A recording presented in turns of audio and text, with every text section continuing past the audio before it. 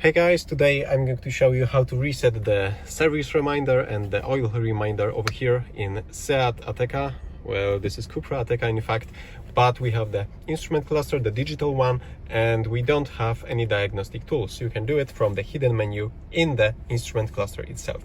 So first of all, turn the ignition on or turn the engine on, and right now with the buttons over here you want to browse the menu to find the trip computer. So I believe it's over here.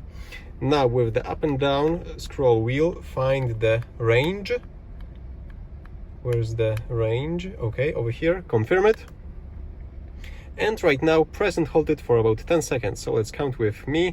1, 2, 3, 4, 5, 6, 7, 8, 9, 10. Release.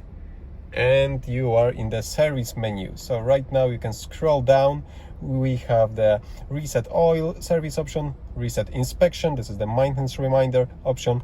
You can reset the trip, you can adjust time, I believe, you can check copyrights of the firmware installed in this instrument cluster, and you can close this menu altogether. So this vehicle was not serviced right now. I'm just trying this out to show you how to do it. But over here, if you go into the service reset, the oil or inspection reset, you will see something like this. And right now you should press it again to confirm it. I'm not going to do this. As I said, this car was not serviced right now, but if your car was serviced, you should press it once again to reset those reminders. And when you are done, I believe this will just disappear, but in my case it will hang over here forever, so I need to turn the ignition off actually to make it go away. Okay, so that's it for today. Thank you for watching. Hope that this simple tutorial helped you, and see you soon.